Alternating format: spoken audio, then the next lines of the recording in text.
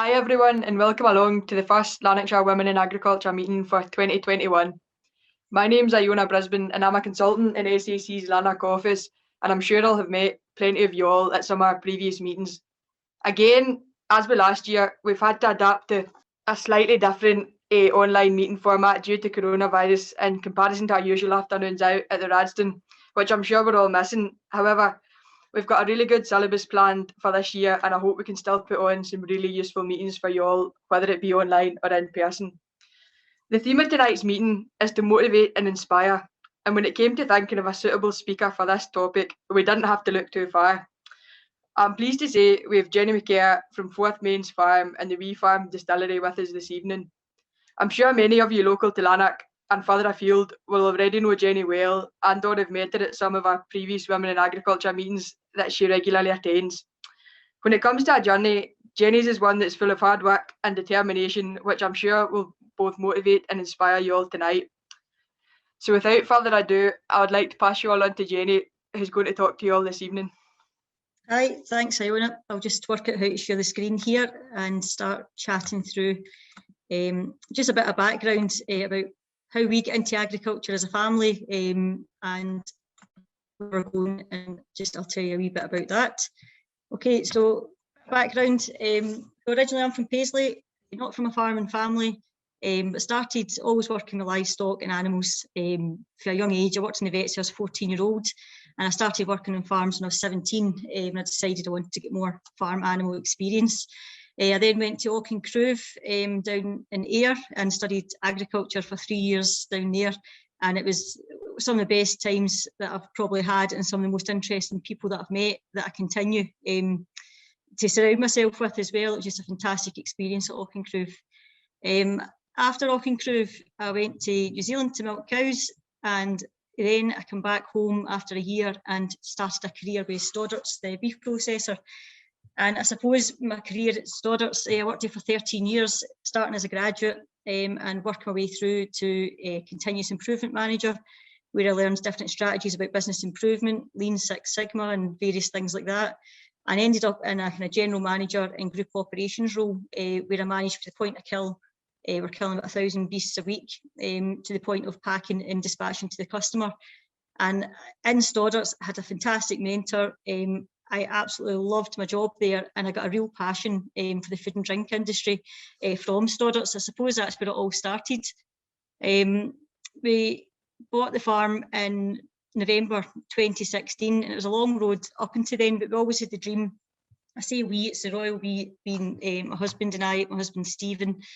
He runs McKerr Fencing as well from the farm. We've also got 3 girls who are 10, 8 and 3, and they keep us pretty busy as well. So just that's a bit of background about where I am or where I came from. Just appeared in Lanarkshire one day in this little strange village called Climpy, which is probably the best find of my life so far. But I'll let you know what my husband and I thought was the ideal situation, what the dream was.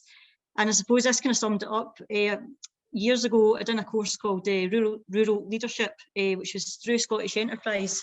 And it was, if you ever get a chance to do it, I would recommend it to everybody. But they make you sit down and they ask you some really difficult questions about, where are you going with this? Because at that point, I was in my career in Stoddart's, thought this is what I was really interested in, this is what I loved. But actually, when I sat down to look at it, my dream was about having, I wasn't really bothered about what type of house it was or anything. I just wanted to have my own land, to put my own stock on, and a bit of kind of, a bit of the good life, I suppose, to bring the family up in a more rural environment. That was my dream, to do that. And I thought, it always seemed it was a wee bit kind of far-fetched, and I never really, I wasn't sure if I'd ever get there, but I thought, well, you've got to have an aim to work towards. And it's funny how it all came about. Our reality was a wee bit different.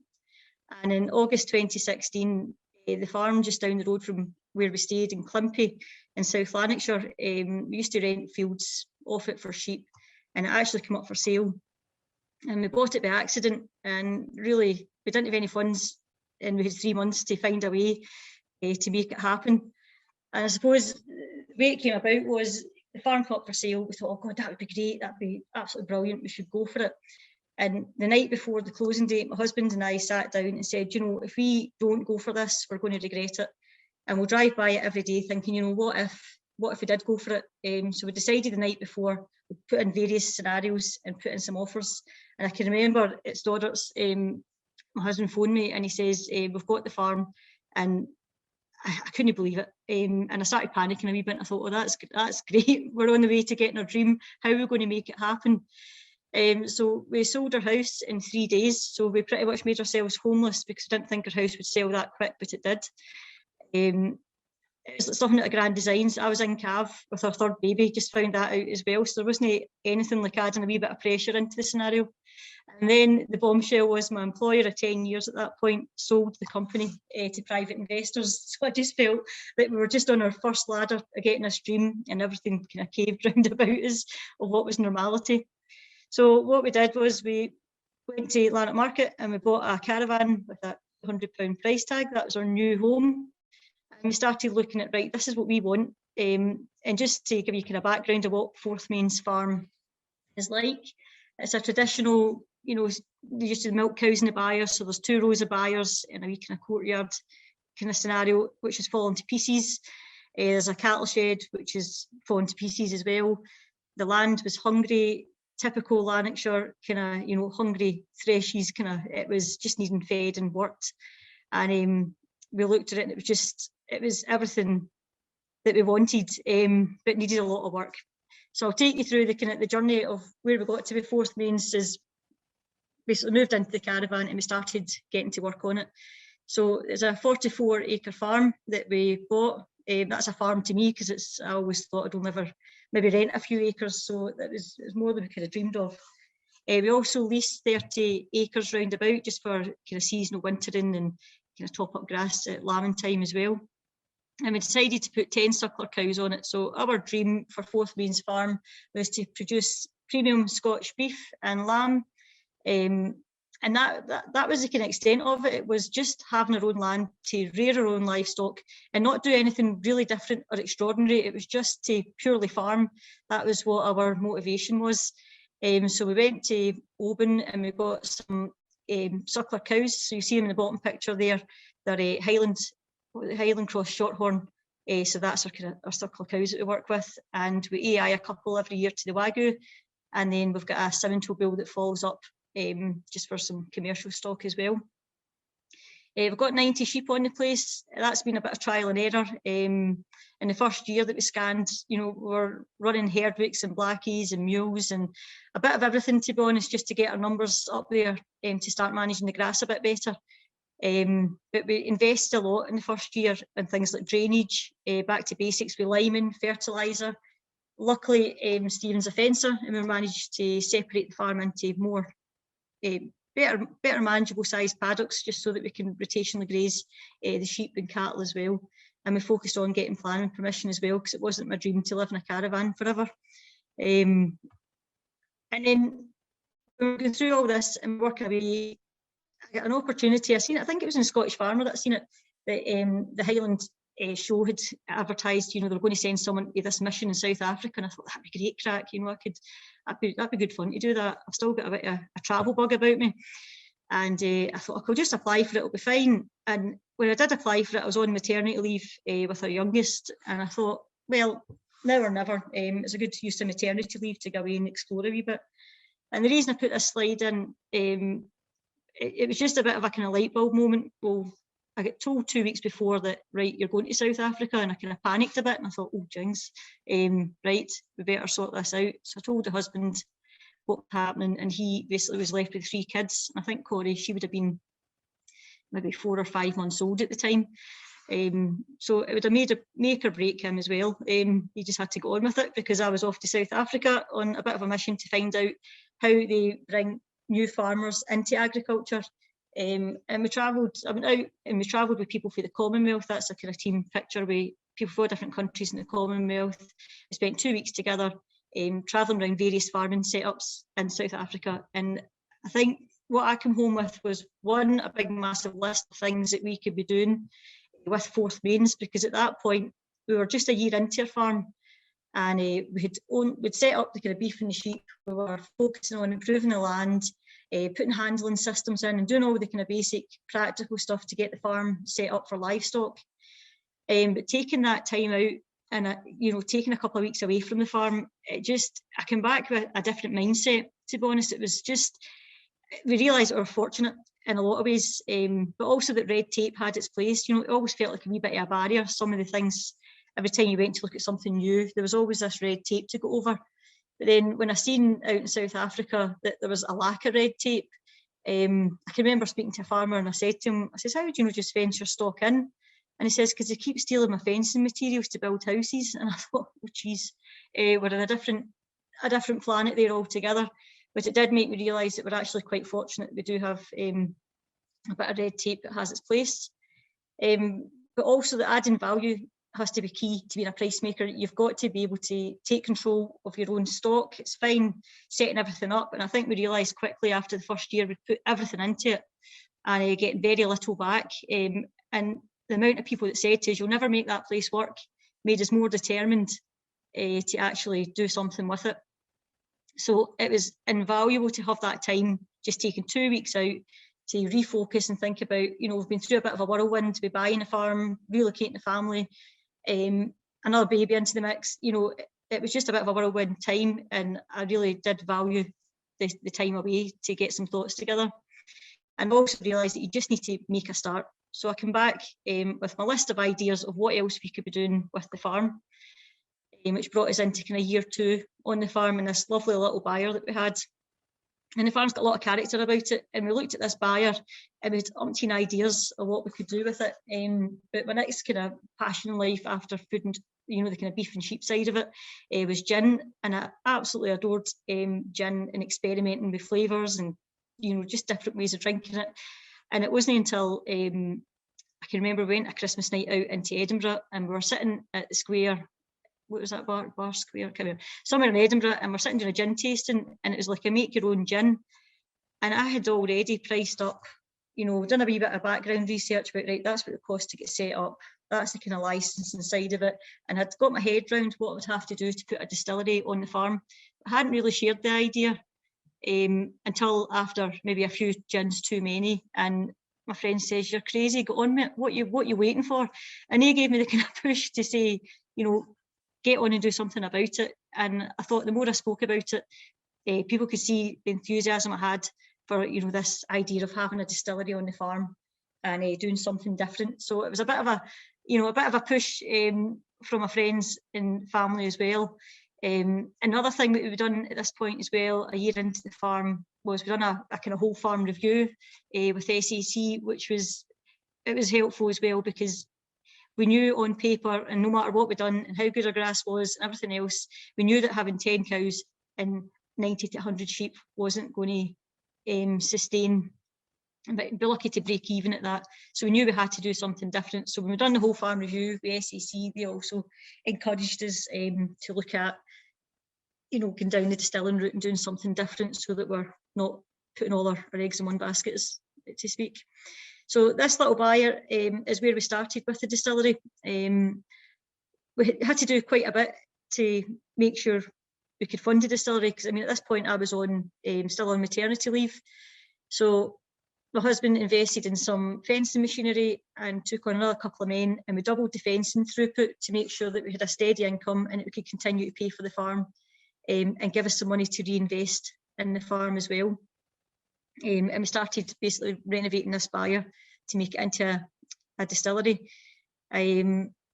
What I did, I thought, usually I'll do things that I'll kind of wing it, and you'll get this in my presentation because I'm no good at these things. I just tend to wing my way through things. But I thought with distilling, I didn't want to go to jail or do anything illegal. So I thought I better get myself a mentor to keep myself right. So I did. I got myself a mentor to help with the legislative side and working through licensing with HMRC as well. And that was the best thing I'd done, because that gave me the confidence to know that, right, I've got the paperwork in order, and then it was just being creative after that with the likes of flavours and different things as well. So we started renovating this lovely little byre that we had. Child labour involved as well. It was all good. And in year 1, we started trading in May 2018. So we're just actually got my 3rd birthday with distilling, with the kind of outside distillery there. That's our little 30 litre, a little 30 litre still called Morag, which we started with. And in the first year of trading, we sold 900 bottles of our Drover's gin, and we also sold 2,500 bottles of gin liqueurs. So we're probably about a third capacity with that still that we had at the time. And the investment that we put in to the distillery paid back in 5 months. So although it seemed there was a lot to learn at the time, there was a bit of retraining to do, there was licensing to go through, there was a whole council side of it to entertain as well. It was a quick payback, and we didn't know at the start what that payback would have been, because we were going into a very crowded, busy marketplace with Scottish gin, because it was on the way up, and everyone kept saying Scottish gin's got to come back down. And to be honest with you, it hasn't done that yet. And that's the Wee Farm Distillery is now 3 years old.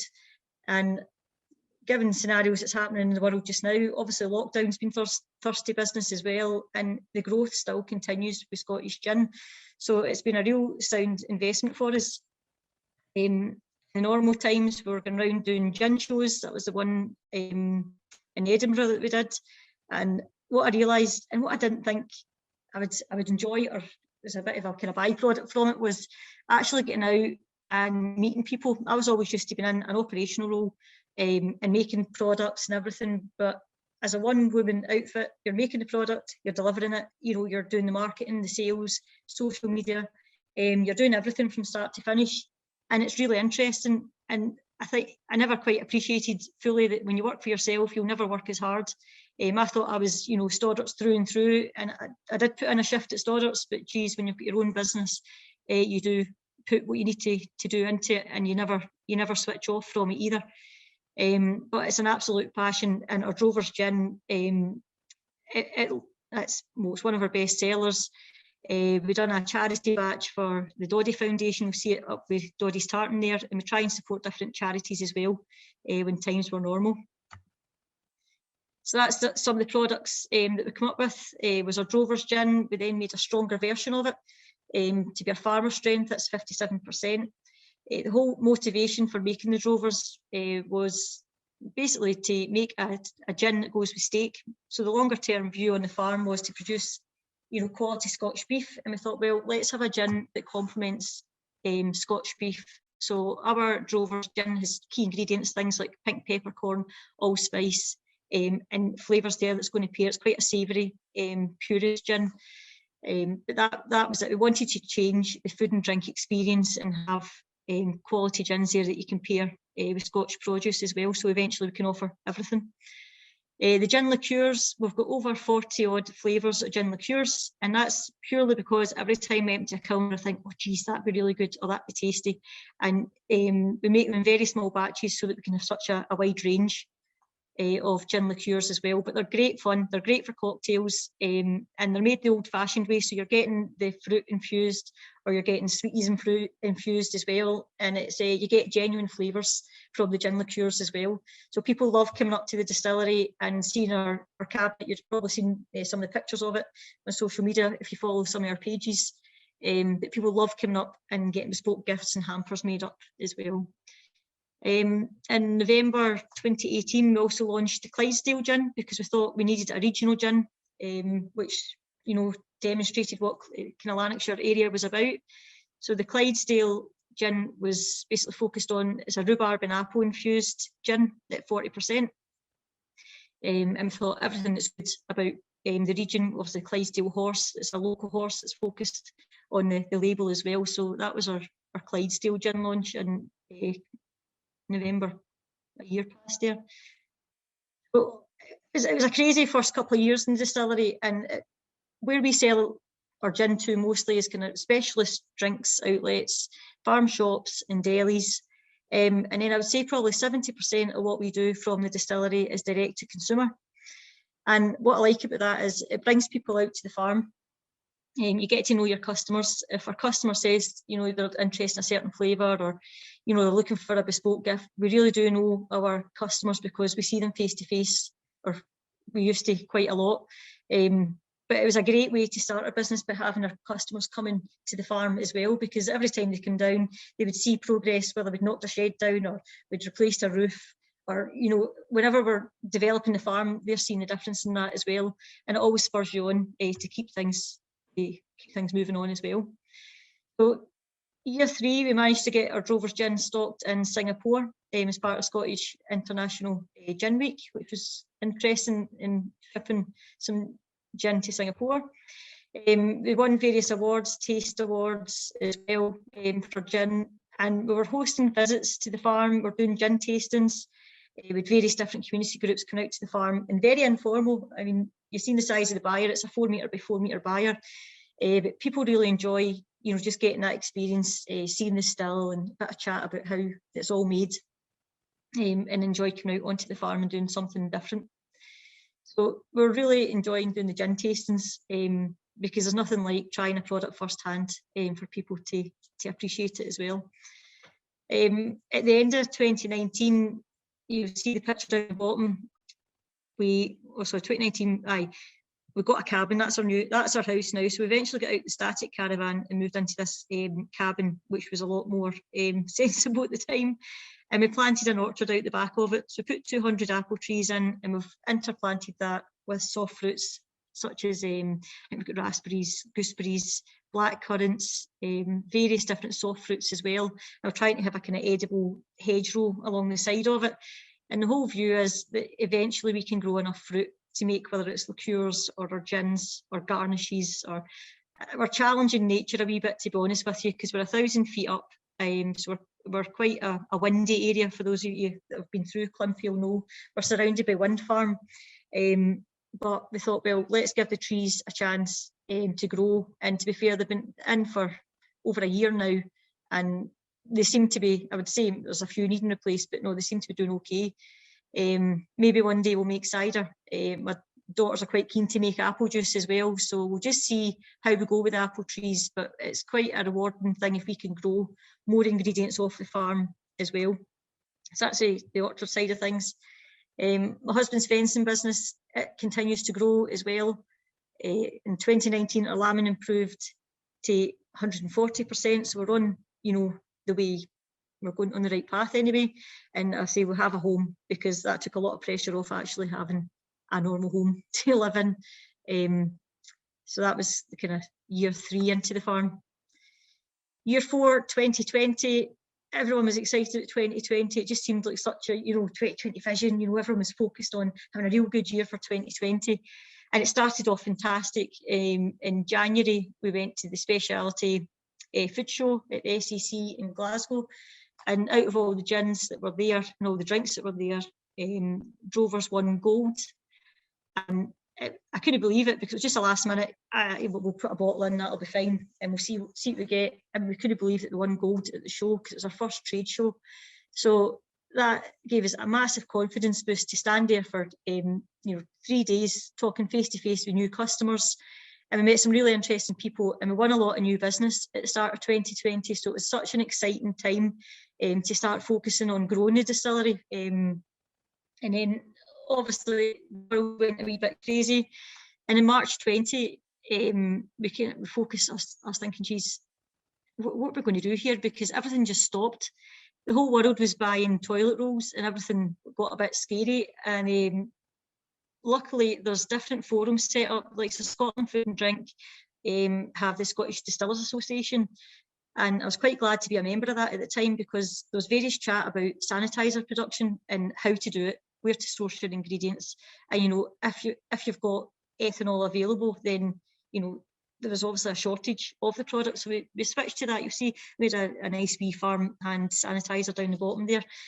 And that kept us really busy. And for every one that we sold, we donated another one. So local key workers, we made sure that everybody that had been kind of forgotten about, and it mainly seemed to be police, care workers, and various people in the community that were kind of key workers. We made sure had the sanitizer. So it was a break-even project, but it was good to be able to do something at a time where there was so much uncertainty.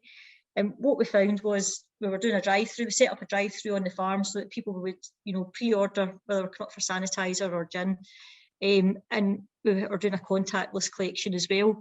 And before we knew it, we were producing as much sanitizer and as much gin, because May was a fantastic month, if you remember the weather right. It was sunny and it was thirsty work, so people were coming and getting their sanitizer and getting their gin. So it ended up being a record year for sales last year. So although the world was a bit wild, it was a good year for gin sales, because there wasn't much else to do in lockdown. Let's be truthful about it. But in April we decided, right, we're at home, the still's working away, we're busy there, and we just started chipping away at the old cottage and starting to restore some of the stonework. And it was really exciting, because we're working away with the needle gun and you're exposing this stone wall on the cottage, and it's beautiful sandstone. And the more we get into it, the more we thought, geez, this building's really actually quite nice. And I put a new roof on it just to make it watertight. I thought, right, we'll do the walls and we'll put a new roof on it. We'll work away quietly at that. But we ended up renovating the whole cottage because we're at home anyway, and we just got tore into it and started taking walls down. And it was a good distraction, to be honest with you, having that cottage to renovate. So I'll show you some photos of that as well. In July, a couple of things happened in July. We launched a little trio set, so we were doing more miniatures because people wanted to try our gins before committing to bigger bottles. So we've got a nice selection there. We also invested in a bigger still. So you see that picture in the corner, that's Morag II. And we needed to increase capacity because we were just busy all the time. And to be fair, that's a quick payback on that still, because our yield increased from 72% to 80% as well. So it had its benefits in buying that still. In November 20, we teamed up with our neighbours. We've got a bigger gin, we've got Inspirited at Straven, Pentland Hills at Turbrax, McLean's are also Straven, and ourselves. The five of us teamed up to create the Lanarkshire Gin Alliance, and we launched that in November, and that's been well received as well, because people are looking for options to maybe do something different at the weekend and do a wee gin tasting, or that worked really well, just teaming up with our neighbours as well. And to be fair, there's a lot of distillers about, and I think collaboration is probably quite a good way to do it. So the time we got to the end of 2020, our caravan went away. That was a bit of a landmark as well, because it felt as if we were moving on from the crazy caravan days. So that was quite a good end to 2020. But basically, gin sales trebled for the year, and I think that was due to a change in consumer habit. More shop local focus, and obviously people working from home, and lockdown was obviously thirsty work as well. Well, that was the project, the renovation that we started. You'll see the old cottage there. A lot of it was just lying we're using it for storage for a wee while. And you'll see that we started needle gunning all the stone, and it came up beautifully, and then we started knocking walls down. Another thing as well was there was trades locally that has maybe been furloughed, or they didn't have as much work on, and they could come to this and still be allowed to work. So that kind of spurred on progress with it as well. The shed in the corner, that was an old hay shed we had, and there was a lean-to that kind of came over the back of the distillery. I was working in the distillery, and I said to my husband, he had the digger in, and I said, listen, just take the lean-to off the building so it's not getting damp anymore. And before you know it, the whole shed was down, because we just decided it was falling down anyway. So that got flattened to make some space for the distiller's cottage. And that's kind of where we're at. These photos were taken in January. So we've now got a 3-bedroom cottage on the farm that's ready to let out. The hot tubs in the back. Still a wee bit of landscaping to do out the back door. But the whole point of the distiller's cottage is to bring people out to the farm to have gin holidays. So to meet up with their friends, enjoy the farm. Hopefully we can offer farm experiences and different things as well. But basically to switch off and enjoy what's round about them. So it's we've not started it yet, but hopefully we get a chance to get that up and running. I think May looks optimistic, but we'll just see where we go with that. But it's ready to go. So we're really proud of the distiller's cottage, and we can't wait to welcome guests to that as well. 2021 has went like this so far. Pretty much it has been like that so far. But we have got a plan, and we will deliver that plan as well. So next door to the distillery, there's a similar space which is just about to start renovating, and this is our brand new kind of venture, the Steak and Still butcher shop. So our cattle, we've been in the farm now 4 years, so we've got our first lot of Wagyu cross Highland Shorthorn, so native cattle ready. and we're ready to send them away anytime. But we're going to renovate a space so that people can come in and pick up their Wagyu beef or their lamb or whatever we have stock of at the time, and then come and get their gin and basically do a box for the weekend where you've got your gin and your quality Scotch meat as well. So that'll be a new thing for this year, and I'm really excited because that's the initial goal that we had with the farm, was to start producing our own beef as well. We've had to kind of veer off for the original plan a wee bit, and we've had to upgrade the distillery building because we've done various Zoom gin tastings throughout lockdown, and I had a drip coming through the roof, and I felt as if the place was going to cave in on me at some point with snow sitting in the roof. I thought, geez, we're needing to replace this tin roof that's on the distillery, so that's getting done in the next few weeks.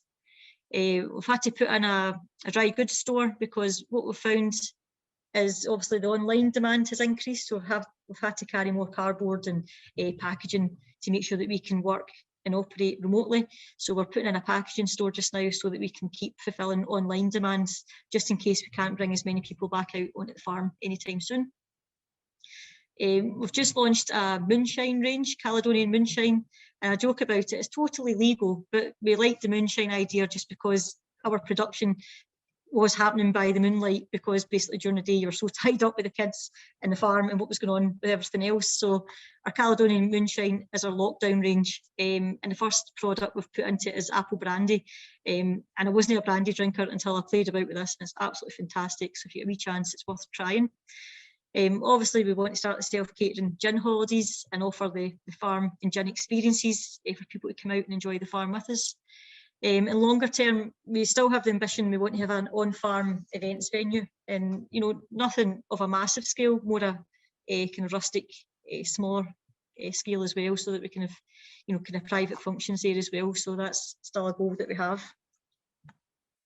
So I always finish with what's the advice to my daughters.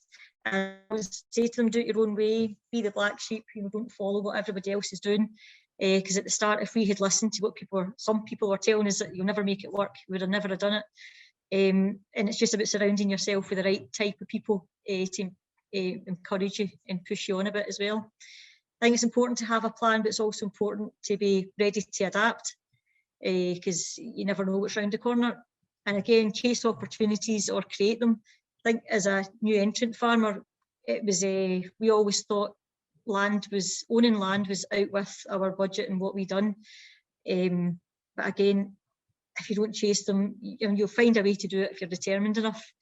Don't be scared of debt. I think that's quite a key one, because you need to get on, so you do. And again, it's about remembering your impact on others. So creating a legacy, the whole thing that drives us and motivates us on this farm is creating something that we can hand on to our daughters to do something with. Whether they sell it, I don't know, but that's up to them.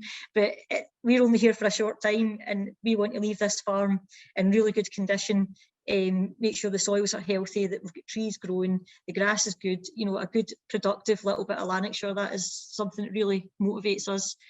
And again, it's quite important that you find what makes you happy and just do more of it. And that's kind of where we've got to so far. So I don't know if that would inspire anybody, or if you just think we've been a bit crazy in what we've done, but hopefully you found some of that interesting. It's give you a bit of an insight into what we've done.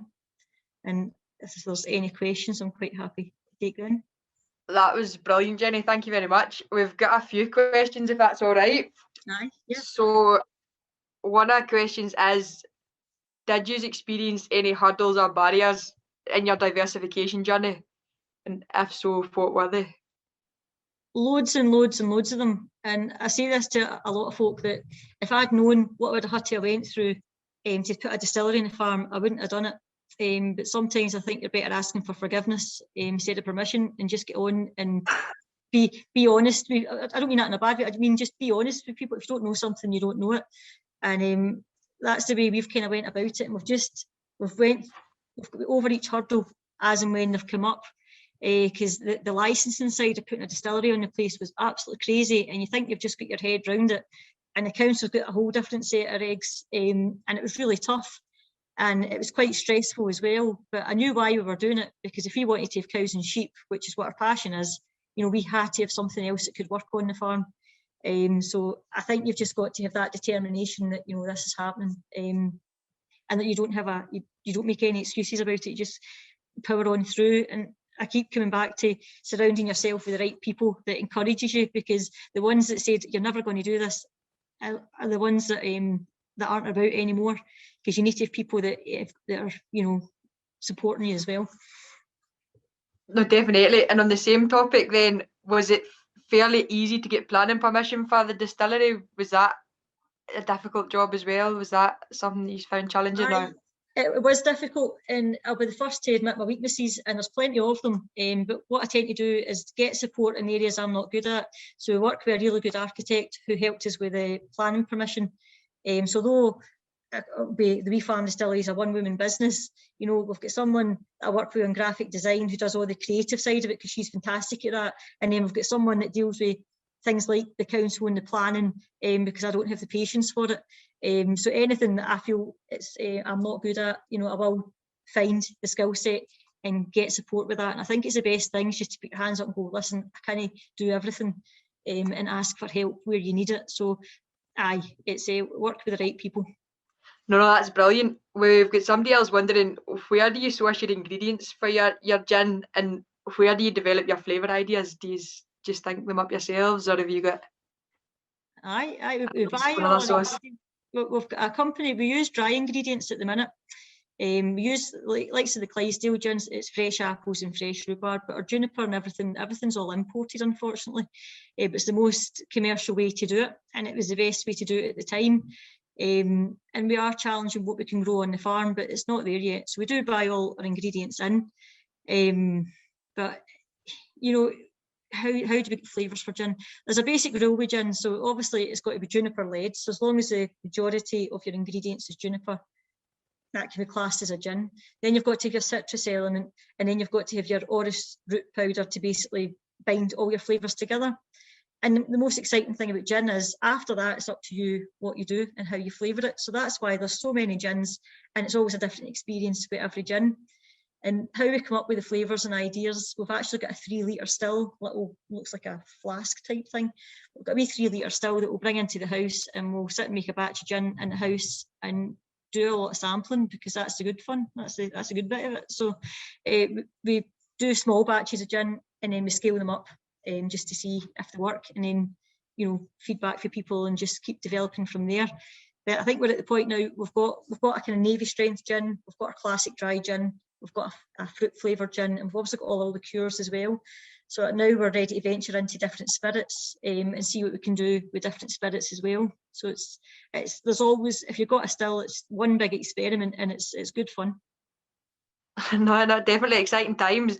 And in terms of your new diversification with your berries and your orchard, have you chosen to plant native species, or are they a mixture? Are they a variety of different types of apples and trees, berries, sorry? We took some advice on it again, being new to it, and we've got different varieties here. I think there's a couple of cooking varieties, and then we tried to get a right mix of varieties, because if the longer term view is to make cider, we wanted to have a mix of apples there that was going to be suitable to do that. So we've obviously chose native, because they need to survive in Climpy, so they need to be pretty hardy trees. But we'll see how it goes with it. It's early days. I think we're still another few years away from getting fruit, but we'll just try and keep them alive and let them grow big and strong, and see if they can produce some good fruits. Definitely, that's the main thing.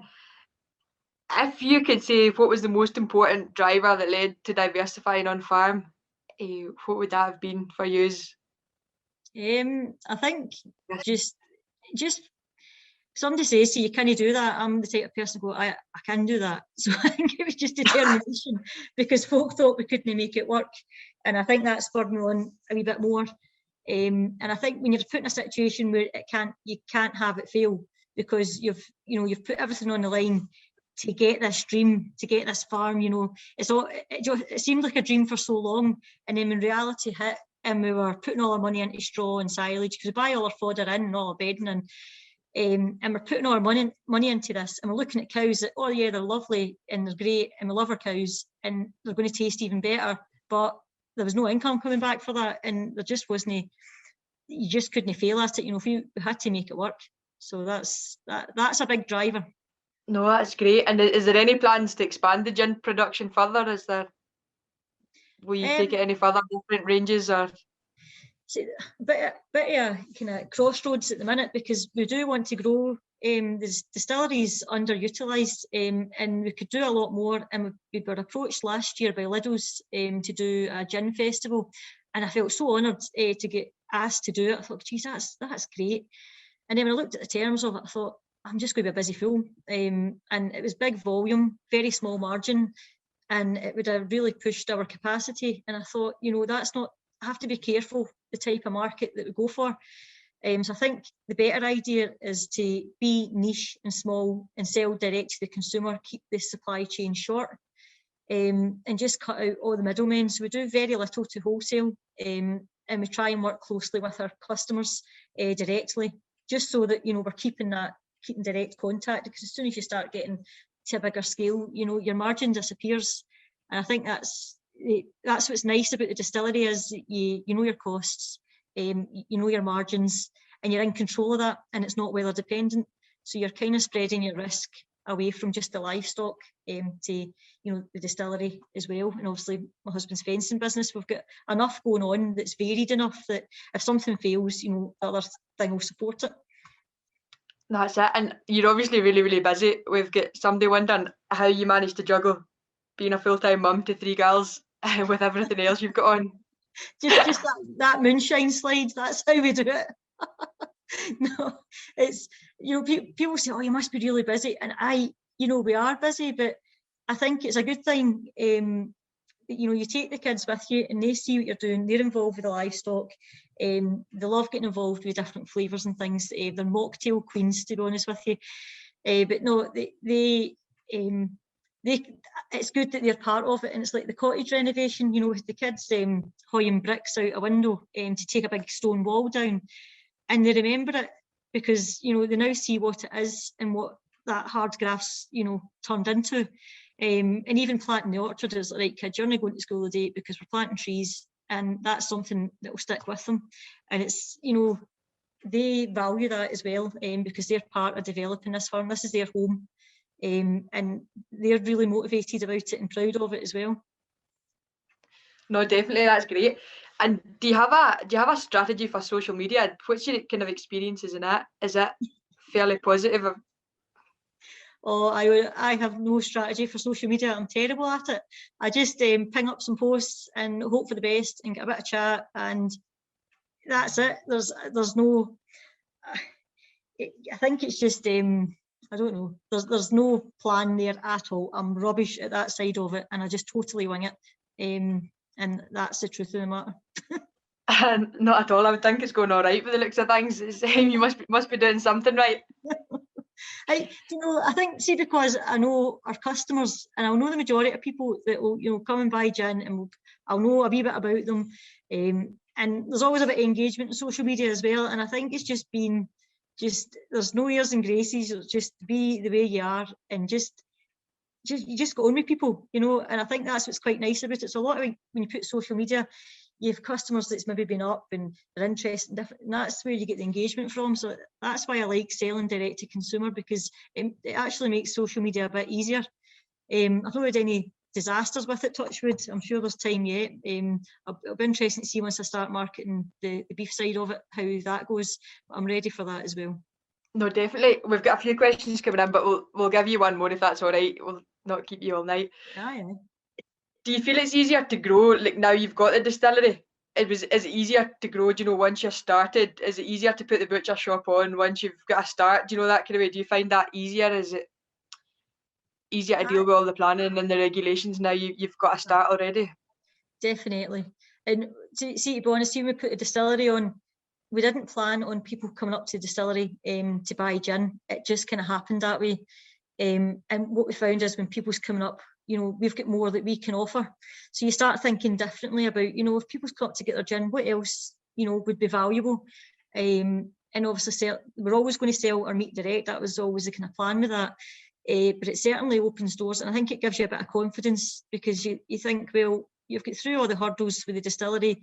You just feel like, well, you'll get through it again. It's like we're going through registering as a food business operator, we've got all the audits of the day for the council again, but that's grand, and I'll welcome them to come out and see what we're doing, because you're better working with these people and doing the stuff that you're uncomfortable with and being honest about it. And the council's been very supportive and have worked with us in what we're doing, so I don't see anything being a barrier now. It's just a matter of getting time to push things on. No, that's brilliant. I don't think, if we've not got any more questions, that was great, but that was absolutely inspirational. I'm quite sure it motivated everybody to go and do something, something slightly different. There's plenty of opportunities out there. You just need to find something that fits for your business and your, whether it's a farm or a non-farming business. There's always plenty of opportunities. You just need to be willing to take the chance and look in the right place. But I would like to thank everybody very much for coming, and thank Jenny very, very much for speaking tonight. That's been great to hear her story.